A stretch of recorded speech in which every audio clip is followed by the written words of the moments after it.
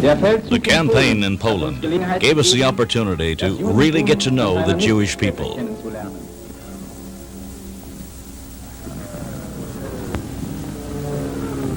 Nearly 4 million Jews live here in Poland, but they won't be found among the rural population, nor have they suffered from the chaos of war as has the native Pole. They set it out indifferently in the gloomy streets of the Polish ghetto. Yet within an hour after the German occupation, they were back in business.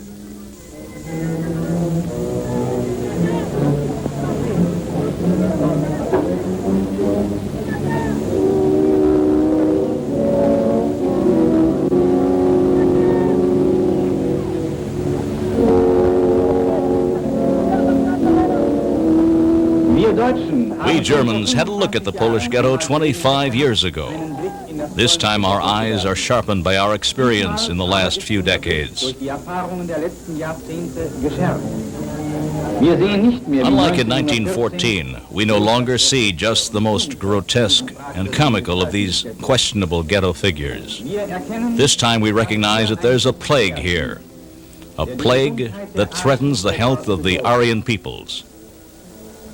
Richard Wagner once said, "The Jew is the demon behind the corruption of mankind." And these pictures prove it.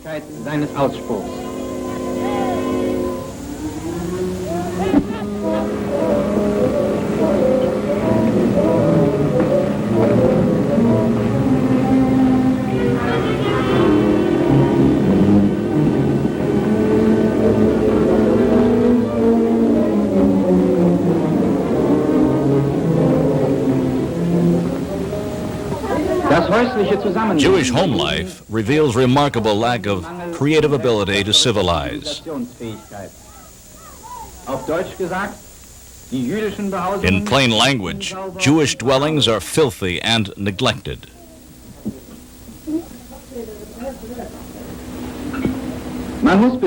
These Jews aren't at all poor. After decades of business, they've hoarded enough to acquire decent, comfortable homes. But they live for generations in the same dirty and bug-ridden dwellings.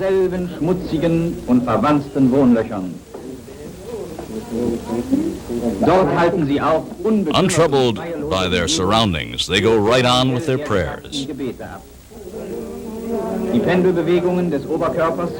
The bobbing motion is part of the ritual for reading Jewish scriptures.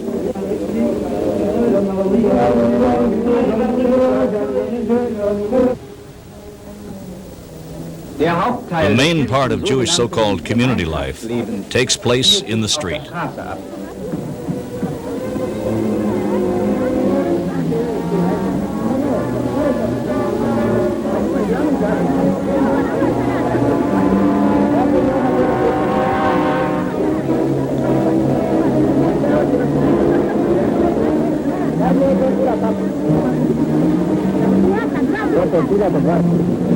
Seldom are Jews found doing useful work.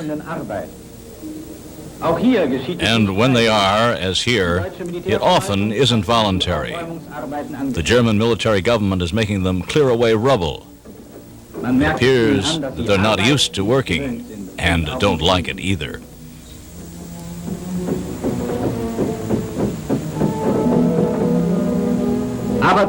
This isn't helplessness that's to be pitied, but something entirely different.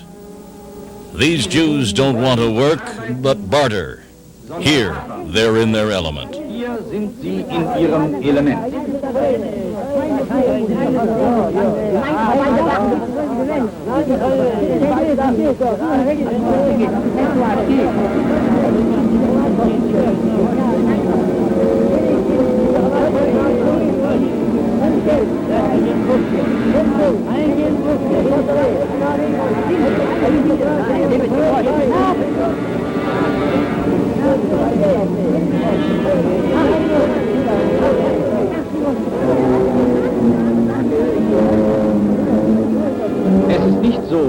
It's not true that Jews are forced into trade because other professions are closed to them. On the contrary, they welcome trade eagerly because it suits their character and natural inclination. Weil ihrem Charakter und ihrer natürlichen Veranlagung entspricht.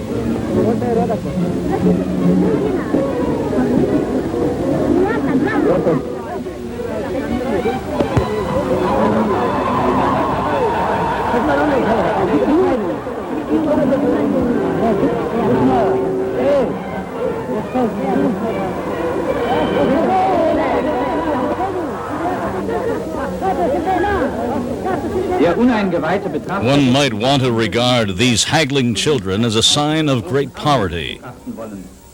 But watch them a while, and it becomes clear that they're proud to act as their grown-ups do. These young people don't have the idealism that ours do.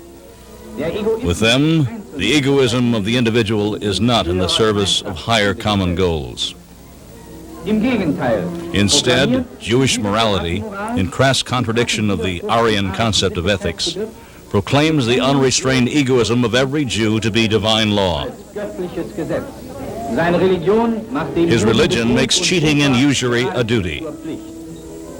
In the 5th book of Moses, for example, it is stated that a non-Jew thou may loan to upon usury, but not thy brother. That the Lord may bless thee in all thy dealings. For the Jews, then, doing business is something holy. This is totally incomprehensible to non-Jews. Aryan man attaches a sense of worth to every activity. He wants to create something worthwhile, food or clothing, houses or machines, works of art or anything else of value to everyone.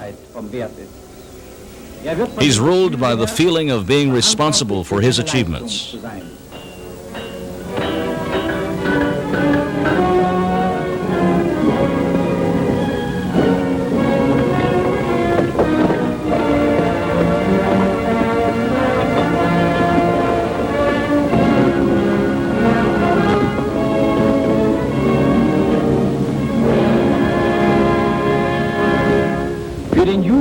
For the Jew, there's but one thing of value: money. How he gets it makes no difference. The first trade goods are generally worthless trash of all sorts. That's how the little Jews start out. Soon, they reach the point where they can sell from a tray, and before long, they've assembled a complete line of goods.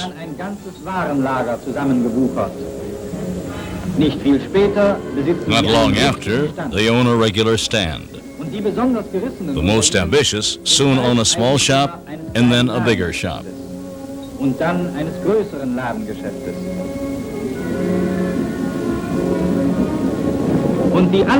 The most cunning, that is, the most unscrupulous, eventually have warehouses and banks, and move into the most splendid mansions in the cities, provided that they don't get in each other's way, as in the narrow ghettos of the East.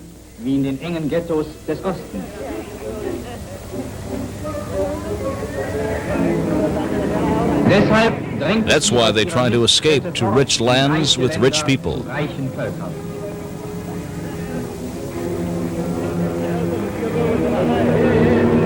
brauchen andere They Völker, need other peoples because they need the wares with which to do der business. sie Geschäfte machen können. Das, was den What schöpferischen creative Aryan arischen peoples Völkern find of Werte value has been reduced by the Jew to mere merchandise. sind, die kauft und He wieder buys and verkauft, sells but die produces selbst aber nothing. nicht erzeugen kann. Die Erzeugung überlässt The den production Arbeitern und he leaves to the Bauern der workers and Völker, farmers of the welche host er zu nation. Gast geladen hat.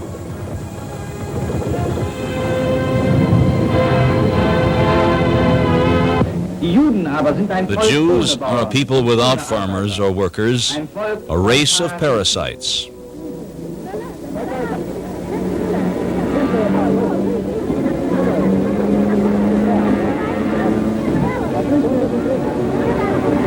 Immer dort, wo sich Wherever the body of a nation shows a wound, they anchor themselves and feed on the decaying organism. den Krankheiten der Völker, They make business out of the sickness of the darum sind sie nations, bestrebt, alle Krankheiten and therefore zu endeavor to deepen and prolong all conditions of sickness.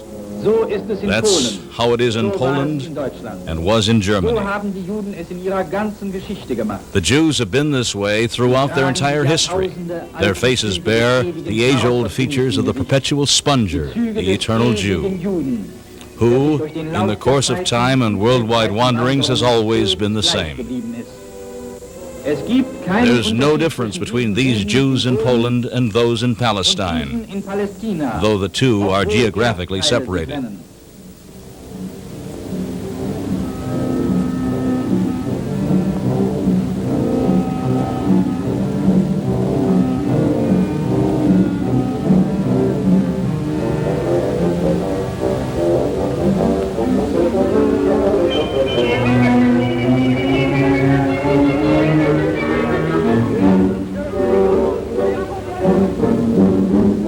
Palestine is the spiritual center of international Jewry, though the Jews are numerically insignificant there. Here at the Wailing Wall, they gather and mourn the fall of Jerusalem.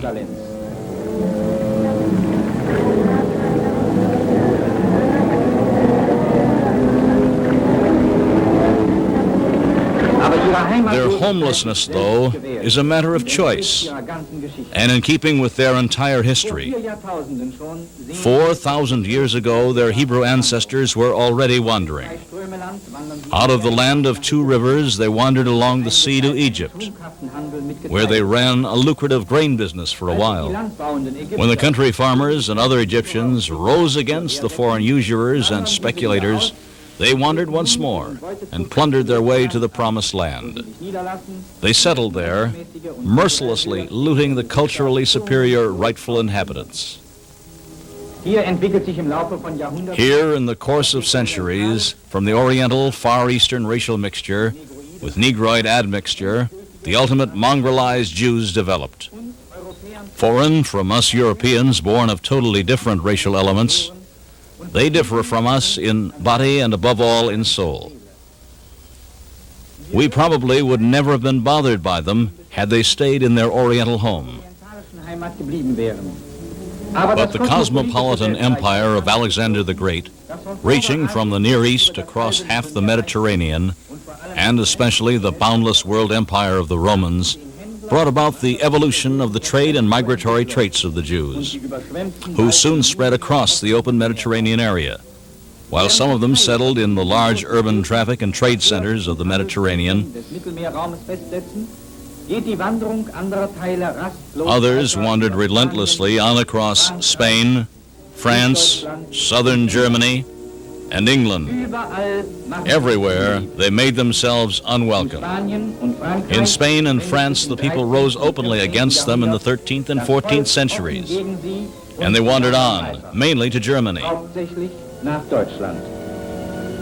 There, they followed the path of the Aryan culture, creative Germans colonizing the East, till they finally found a gigantic new untapped reservoir in the Polish and Russian sections of Eastern Europe. The 19th century, with its muddled ideas about human equality and freedom, gave the Jews a great lift. From Eastern Europe, they spread across the entire continent during the 19th and 20th centuries, and then across the world.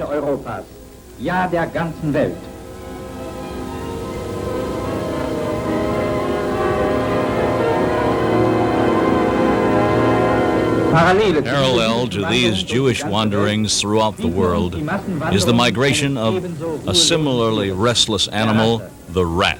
Rats have been parasites on mankind from the very beginning. Their home is Asia, from which they migrated in gigantic hordes over Russia and the Balkans into Europe. By the middle of the 18th century, they'd spread over all of Europe. Toward the end of the 19th century, with the growing shipping traffic, they took possession of America as well, and eventually Africa and the Far East.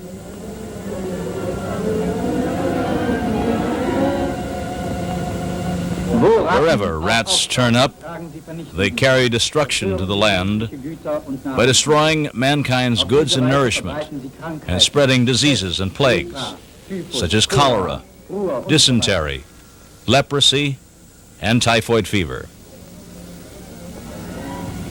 They are cunning, cowardly, and cruel, and usually appear in massive hordes. They represent the elements of sneakiness and subterranean destruction among animals, just as the Jews do among mankind.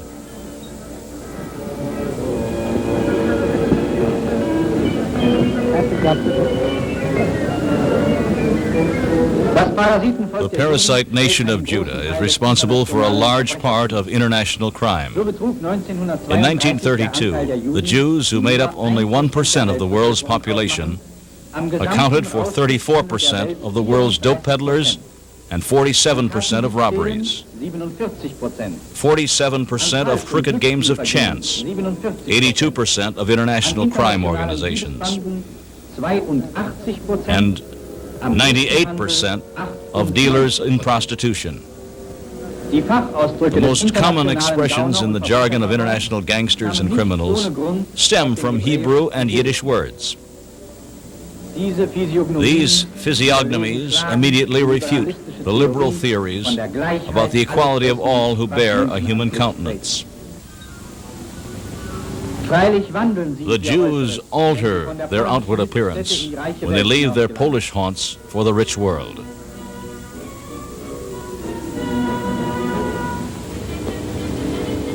The hair, beard, skullcap, and caftan make the Eastern Jew recognizable to everyone. Should he remove them, only sharp-eyed people can spot his racial origins. An essential trait of the Jew is that he always tries to hide his origin when among non-Jews.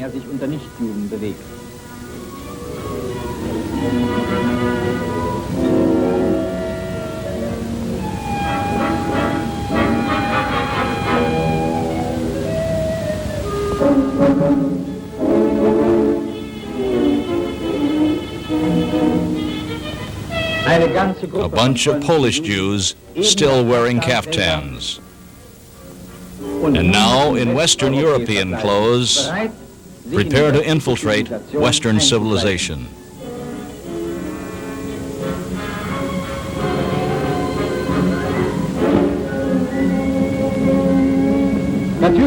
Of course, these ghetto Jews don't yet move too well in their clean European clothes. Somewhat more adept are the Jews of Berlin. Their fathers and grandfathers lived in the ghetto, but that's not outwardly noticeable. Here, in the second and third generation, the assimilation has reached its zenith.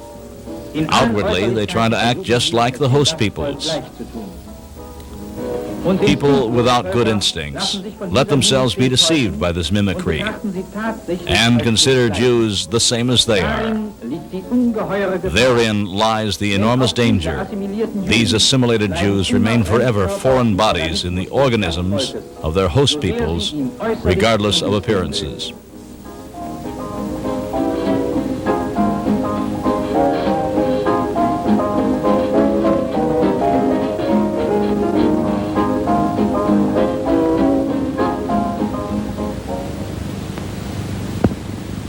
Even aristocrats with old Jewish names, who've intermarried with the Aryan nobility for generations and are a part of European high society, remain foreign bodies.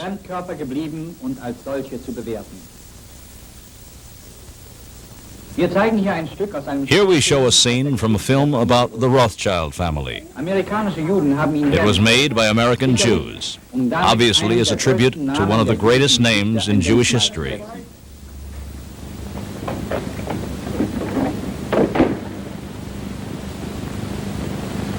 Mama, put away the silver. I have. Sie feiern ihre Helden auf They honor their hero in a typically Jewish manner, delighting in the way old Meyer Amschel Rothschild cheats his host state by feigning poverty to avoid paying taxes.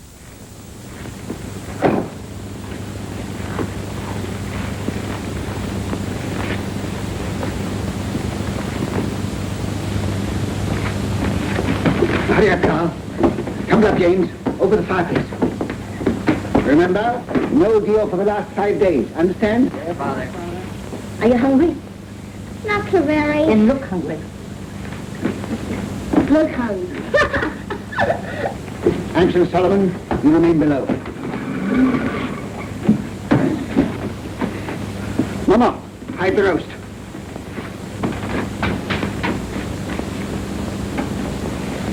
Get up, James.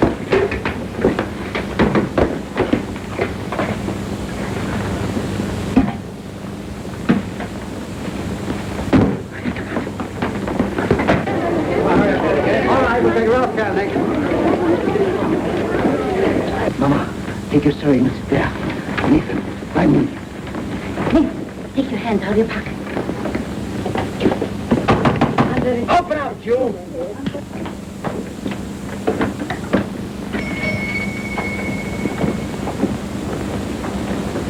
Who is it, Nathan? Alan Rothschild. Why, it's my good friend, the tax collector. Bring out your account book.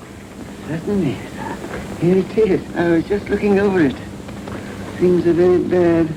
I was saying to my poor wife, Dudula, this is our friend, the tax collector. Never have I known such a bad month. No. For 5 days, not one garden have I seen. Customers come, yes, but they don't buy. No. No one's traveling these days, so my exchange business is worse than nothing. I shall soon starve. Starve, eh? Huh. Something smells good. One of our neighbors must be having a roast. Close the window, Mama. What do you take me for?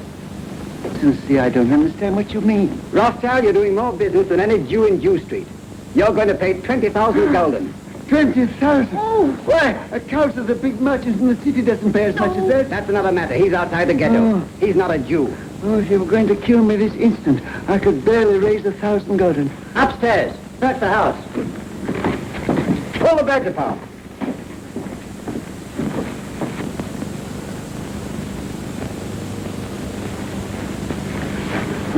I might perhaps raise 2,000 gulden.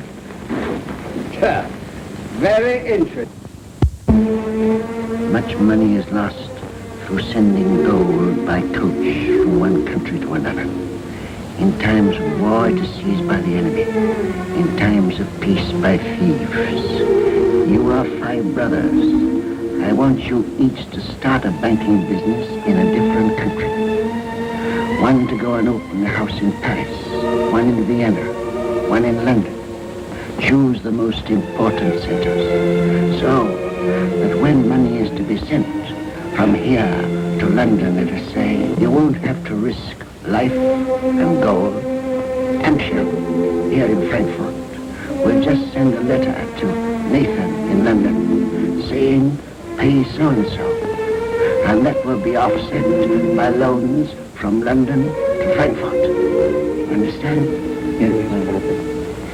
In your day, there will be many wars in Europe.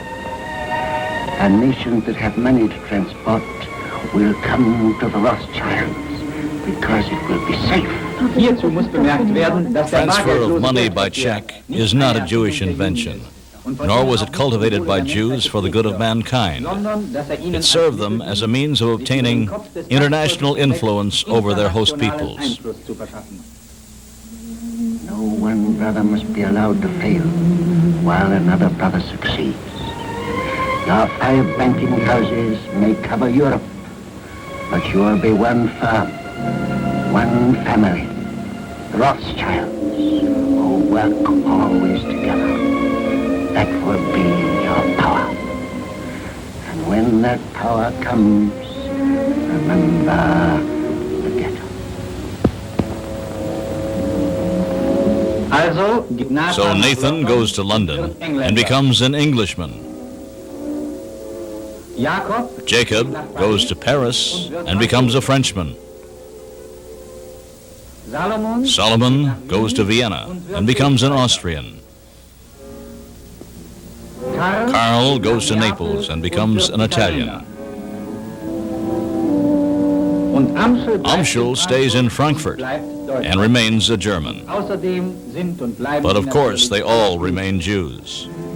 Therefore, when during the French Revolution, Jews became rightful citizens of their respective host nations, they each belonged to two nations at the same time. It's not for nothing that they have blood relations at all European courts, and are therefore intimately acquainted with what goes on at these courts and in the countries they preside over. In this century of industry and progress, Jewish business blooms as never before. The House of Rothschild is just one example of the use of this tactic by the Jews to spread their net of financial influence over the working man. The House of Warburg follows the same tactic as do other Jewish banking families. By the beginning of the 20th century, the Jews are sitting at all junctions of the world's money market. They're an international power. Though they make up only 1% of the population of the earth, their capital enables them to terrorize world exchanges, world opinion, and world politics.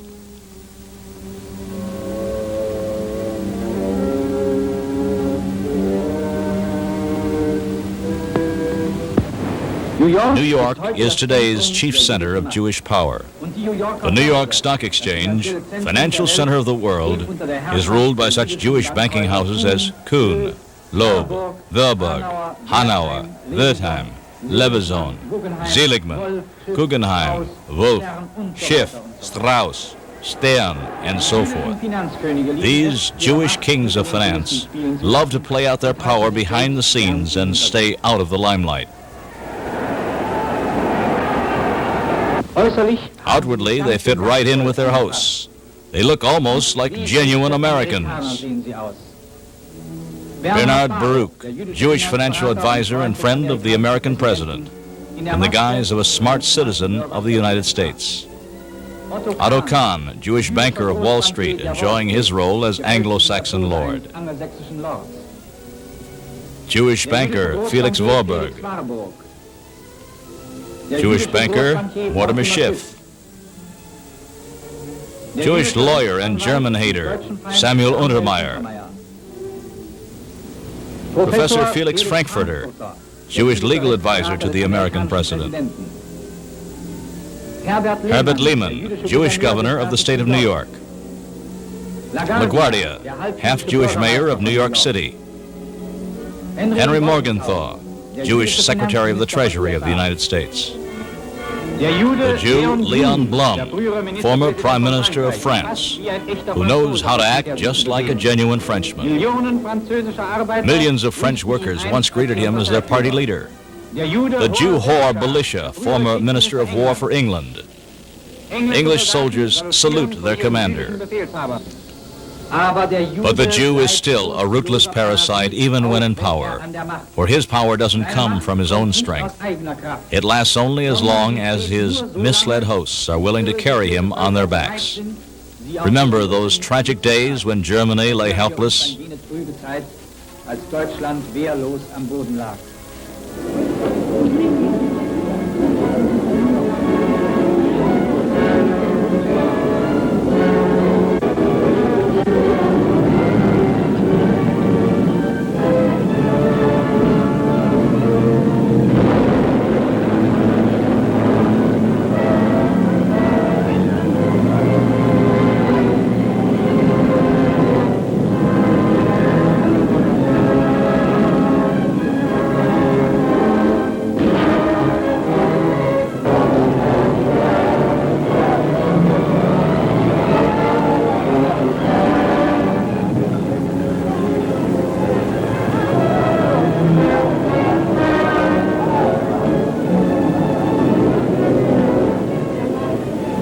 The Jews saw their chance.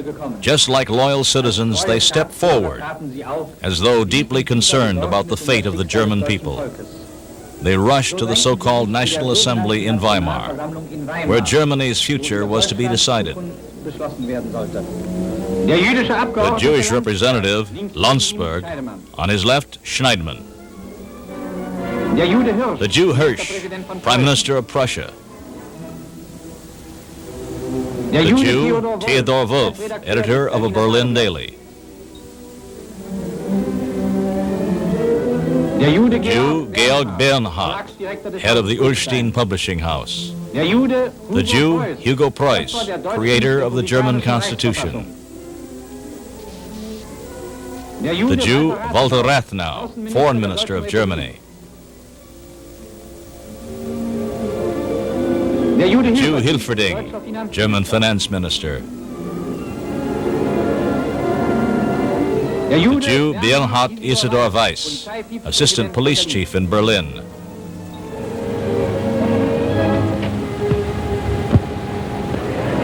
Meanwhile, other Jews represented the radical line against law and order.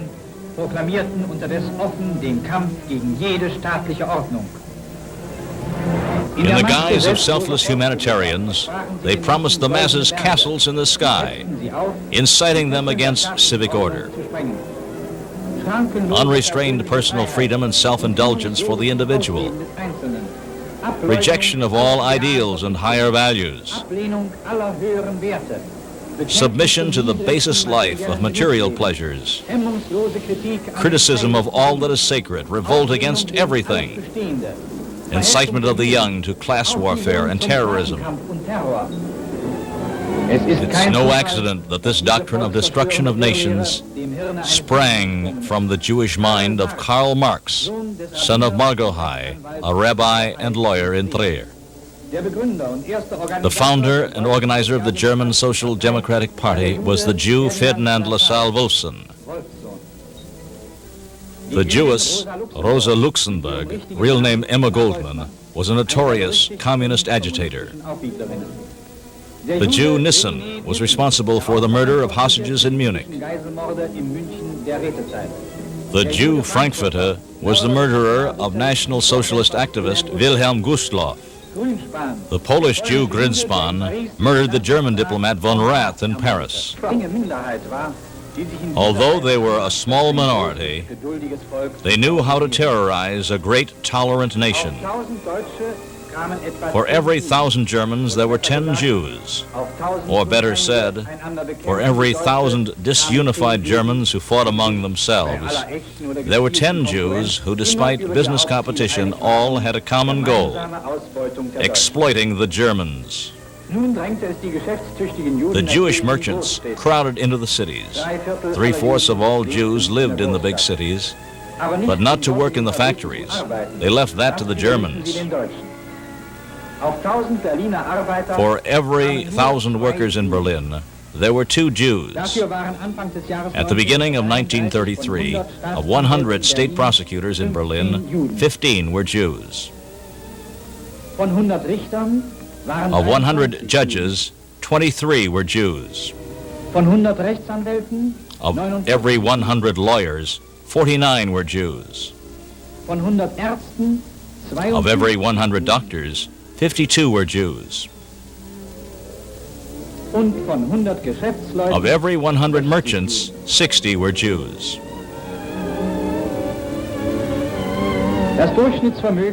The average income for a German was 810 marks. The average income for a Jew was 10,000 marks.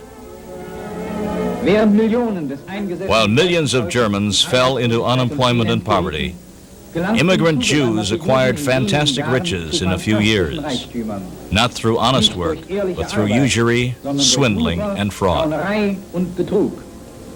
The Schlariks lightened the Berlin treasury by 12.5 million marks. The Jew Kutiska defrauded Prussia of 14 million. The Jew Barmont cheated the same state out of 35 million, not to mention the inflation profiteer Mendelssohn, the Jewish racketeer Katzenellenbogen, and all the rest of them. Jews are most dangerous when permitted to meddle in a people's culture, religion, and art, and pronounce their insolent judgment on them.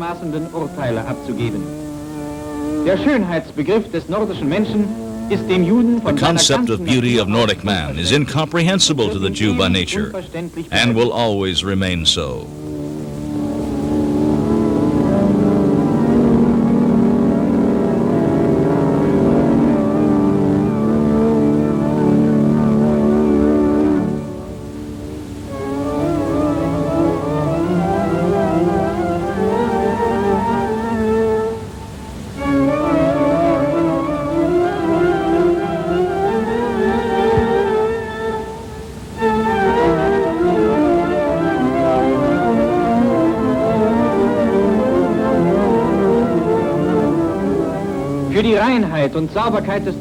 For the purity and neatness of the German concept of art, the Jew, without roots of his own, has no feeling.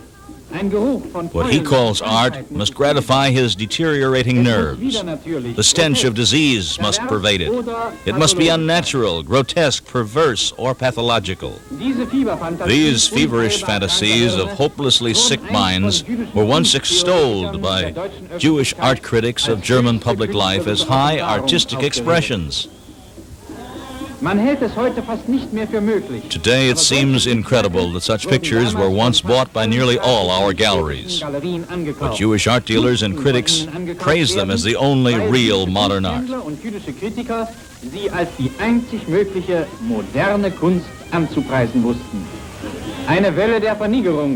German cultural life was niggerized and bastardized.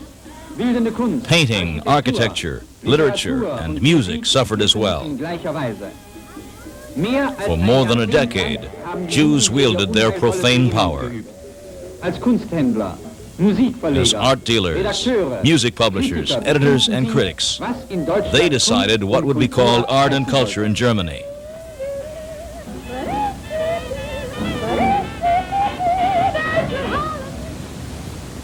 The Jew, Kerr, art czar in the Weimar Republic. The Jew, Tucholsky, a wicked pornographer who said that treason is honorable and the heroic ideal is the stupidest idea. The Jew, Hirschfeld, who promoted homosexuality and perversion. In the guise of scientific discussions, they tried to direct mankind's healthy urges down degenerate paths.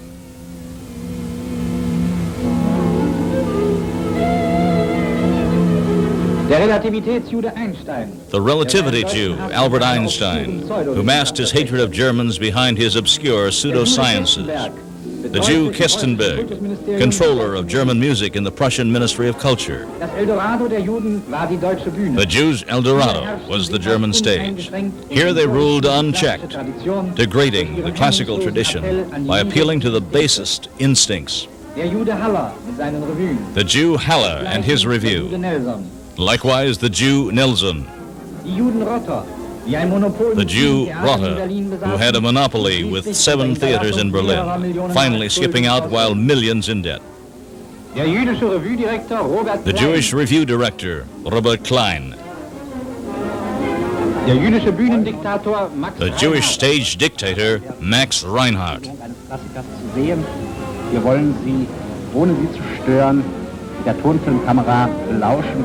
Sehr toll. Aber wir müssen es dämpfen, wenn gesprochen wird. Wir können ja hinten eine Tür noch. Da können wir anfangen. Auf den meisten Bühnen regierten Juden. Most stages were directed by Jews. The Jewish comedians Ehrlich and Morgan.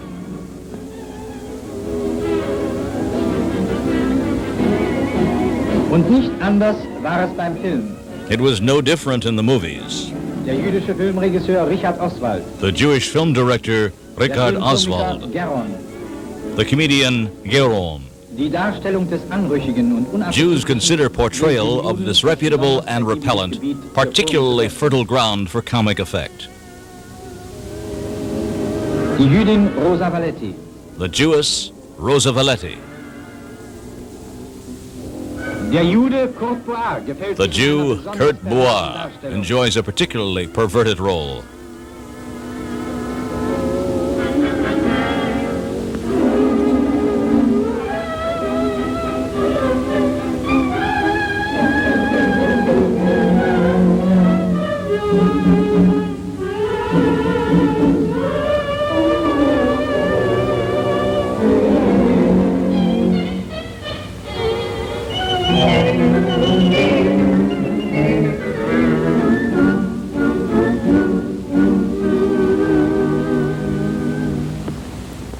Der Jude Kurt Nakun. The Jew Kurt Nakun extols the virtues of a depraved officer who doesn't even shrink from committing a murder.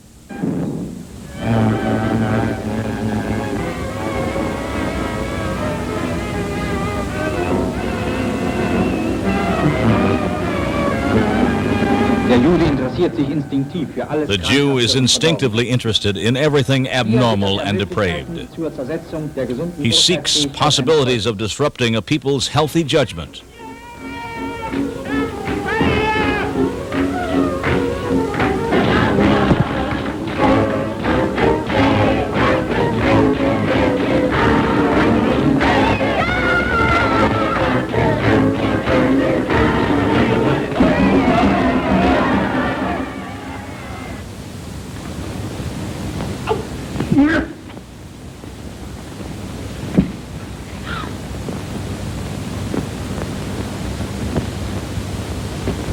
Der Jude Lorre, The Jew Peter Lorre in the role of a child murderer, with the notion that not the murderer but his victim is guilty.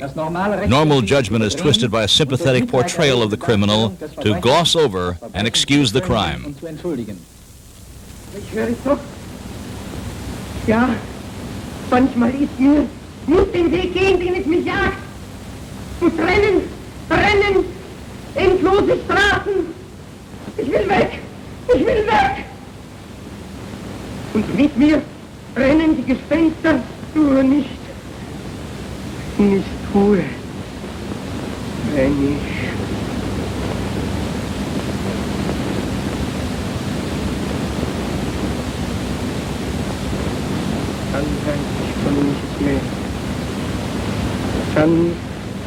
Dann stehe ich vor einem Plakat und lese, was ich getan habe, und lese und lese. Was habe ich getan? Aber ich weiß doch von gar nichts. Aber wer glaubt mir denn, der weiß denn, wie sie mir aussieht, wie es schreit und brüllt da innen, wie ich tun muss, will nicht, muss, will nicht, muss. Und dann schreit eine Stimme und ich kann es nicht mehr hören. Hilfe! Ich kann nicht! Eine unverhältnismäßig große A disproportionately great number of Jews attained prominence in Germany. In newspapers and newsreels, their Jewish cronies presented them to the public as German artists. und Vertreter der deutschen Kultur vorgesetzt. Der Jude Richard Tauber. The Jew Richard Tauber left for New York and was mourned as an alleged loss for German art. Der Jude Ernst Lubitsch. The Jew Ernst Lubitsch was hailed as a German film producer.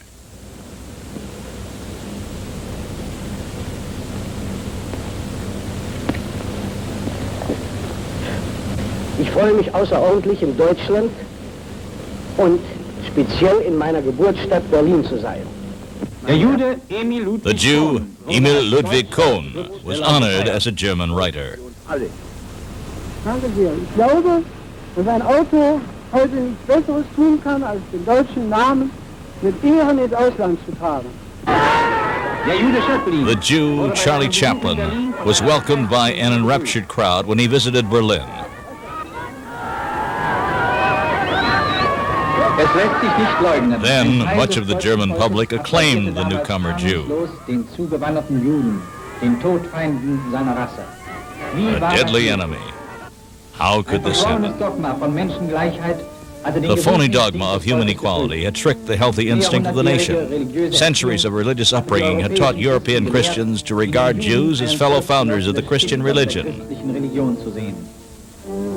Benevolent German painters and poets idealized the biblical figures of Hebrew tribal history.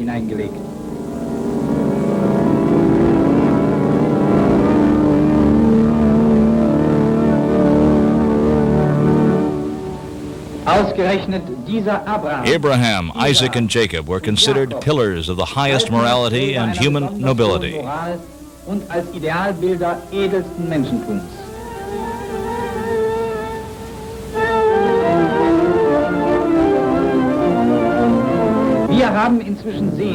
But we know now that the Hebrews of the Bible couldn't have looked like this.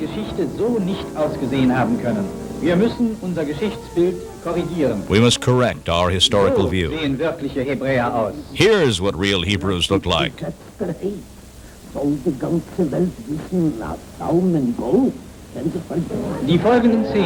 The following is a Jewish Purim festival, filmed by Warsaw Jews for their own use as a culture film.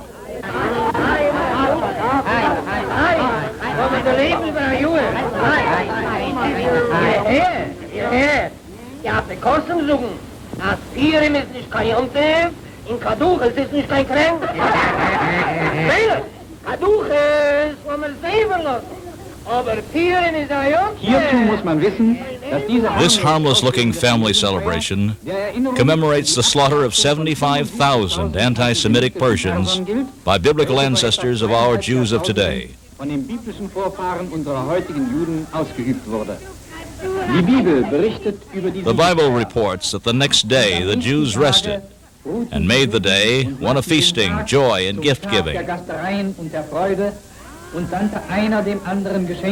They decided that these 2 days, Purim, should be thereafter remembered by their children's children forever.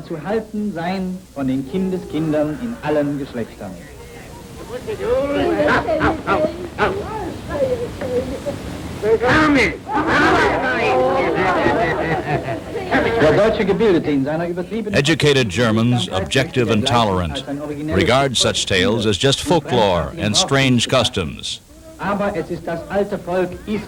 that's the race of Israel, still rubbing its hands over its feast of revenge, even when dressed in the Western European clothes in which today's Israelites hide their murderous nature.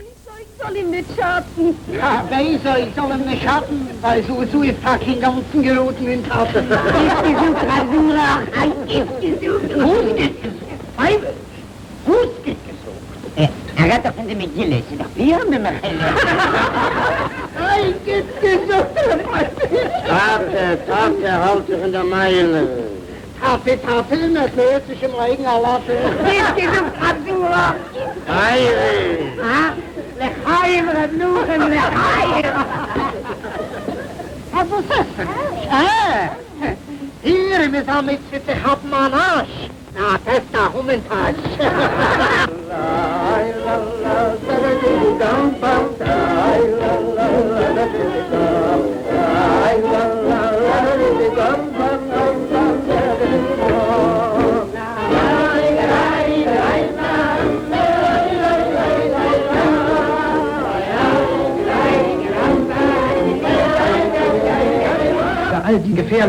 To understand the serious danger behind all this, it's necessary to look at the moral teachings of the Jewish race.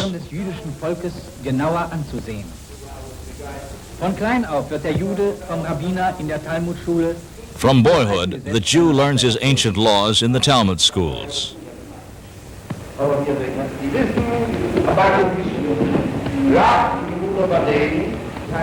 Ist der Jude älter geworden? As he grows older, he learns more from the books of Jewish law. Das ist kein Religionsunterricht. But it's not religious instruction.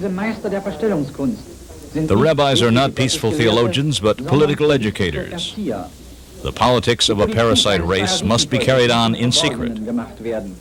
The individual ghetto Jew doesn't necessarily have to know all their plans. It's enough that he's filled with the Spirit from youth on. What does the ancient law of the Talmud teach? Always be cunning when afraid. Answer softly to calm the anger of the stranger so that you'll be loved. und angenehm unten.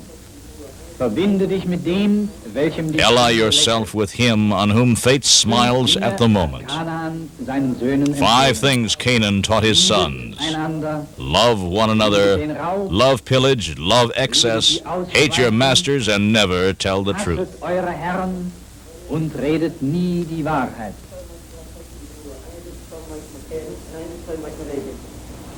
Die weitere Formung des jüdischen Innenlebens, Further development of the Jewish inner life is carried on in the synagogue. dass man ihre Sprache nicht The Jews count on people not understanding their language and ambiguous symbols. so stellen sie sich der Kamera selbst bei ihren heiligen Handlungen.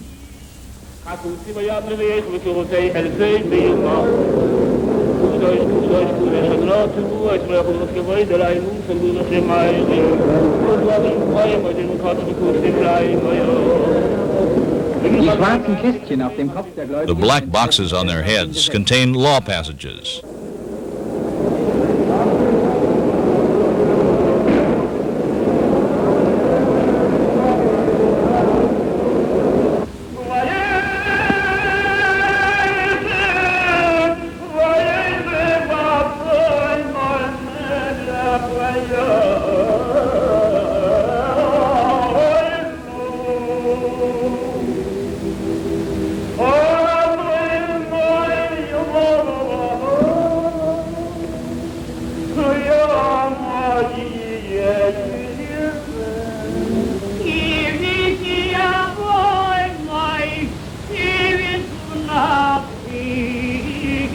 Das Schachern mitten im Gottesdienst Conducting business during the service is not considered an act of disrespect by Israelites. The law teaches that whosoever teaches the Torah will succeed in business.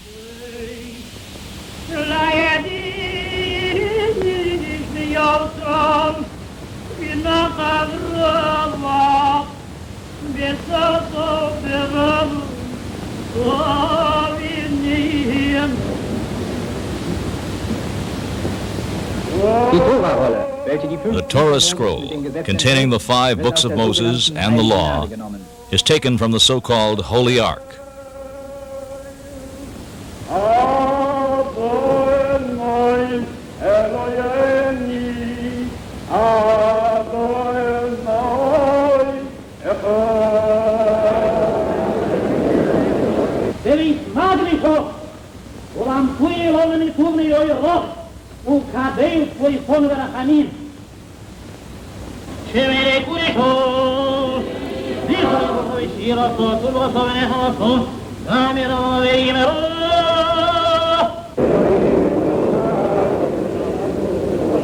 Auf dem Wege zur Kanzel küssen die Gläubigen On its way to the pulpit, Jews kiss it to ask forgiveness for their sins.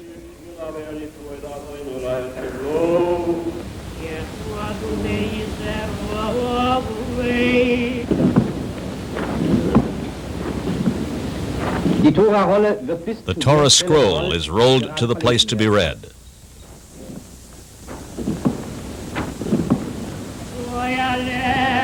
Welcher Art sind die Weisheiten, What sort of welche die truths Tora does it den teach? Gläubigen verkündet? Hören wir einige Beispiele. Horahayim, 290, Horahayim, verse 290. Gelobt seist du, Herr, Praise to the Lord who has set apart the holy and the common nations, zwischen Israel and the other races. The heathens who do not keep your commandments, you have made enemies to be wiped out. Auf den Heiden ruht Gottes Zorn. God's anger is on them, and he says, even the best among the heathens will I kill. There are none good among the peoples of the world, for they are blasphemers. But the sons of Israel are all righteous. Haggadah 3, verse 1. And the Lord told the Israelites, you have made me the one God of the world, and I will make your people the only rulers of the world. Horahayim 126, verse 1. Glory to the Eternal One, who reduces the enemies of your people, humbles them and wipes them out, that the earth may belong to you alone and your people. This is not a religion. It's a conspiracy against all non-Jews by a sick deceitful, poisoned race against the Aryan peoples and their moral laws.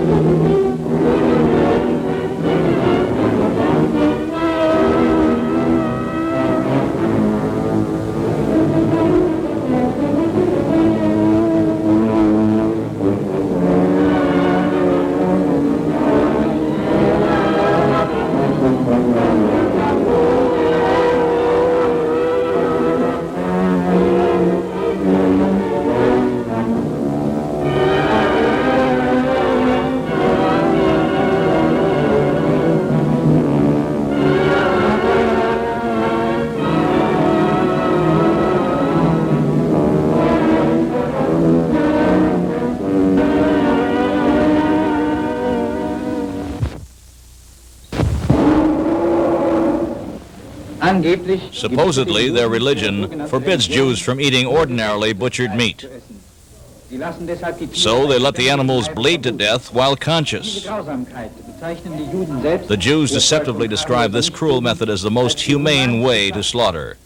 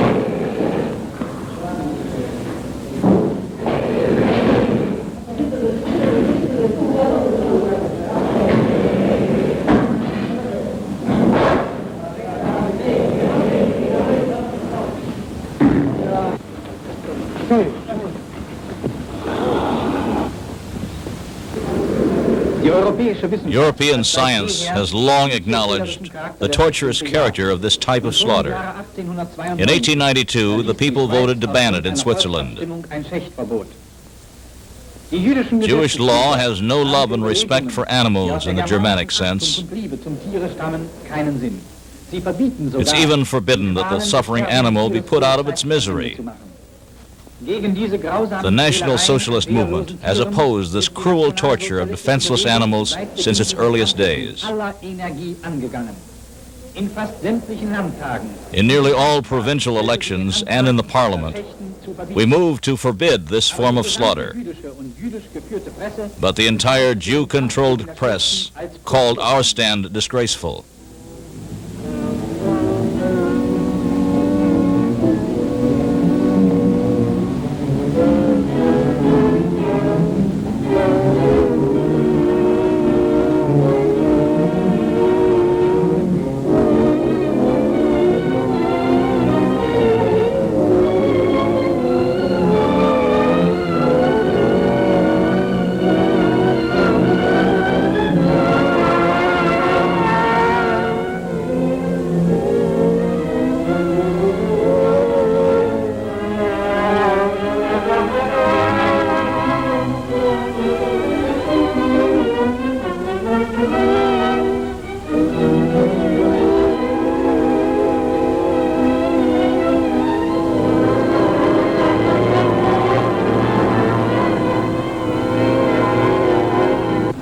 The Jewish press could only get away with writing this because hardly any Germans had ever seen a kosher slaughter. Considering the well-known German love of animals, it would otherwise have been impossible for the Jews to continue their cruel torture of innocent and defenseless animals unpunished.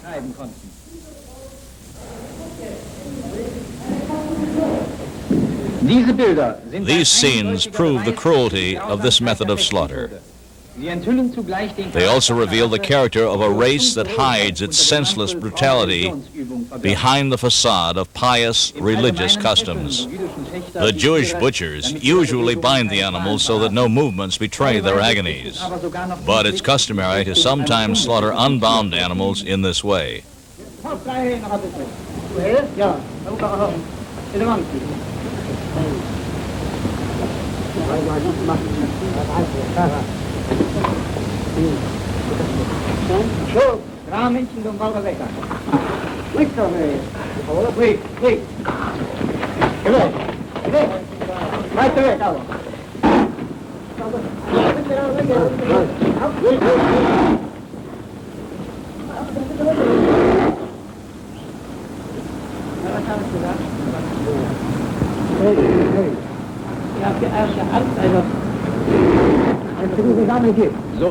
Right after the Fuhrer took power, a law enacted April 21st, 1933, forbade the Jewish form of slaughter. It decreed that all warm-blooded animals be given anesthetic before slaughter. And just as with ritual slaughter, National Socialist Germany has made a clean sweep of all Jewry. Jewish thinking and Jewish blood will never again pollute the German nation. Under the leadership of Adolf Hitler, Germany has raised the battle flag against the eternal Jew. Die Welt hat Siedlungsraum genügend.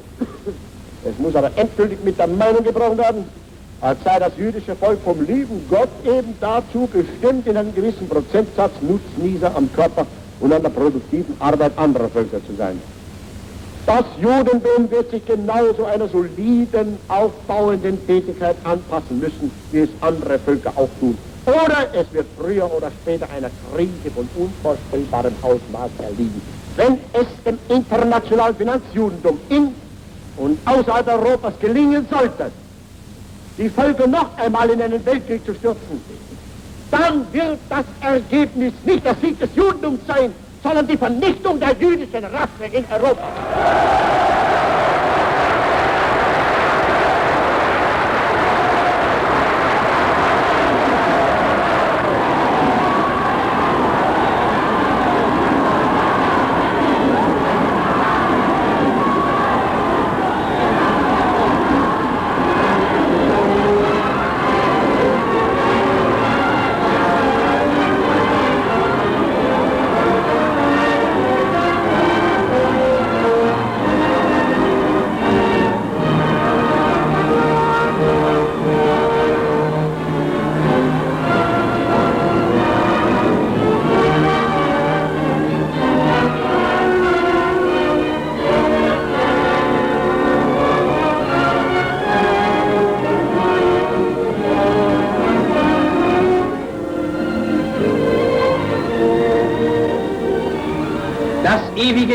The eternal law of nature, keeping one's race pure, is the legacy which the National Socialist movement leaves to the German nation forever.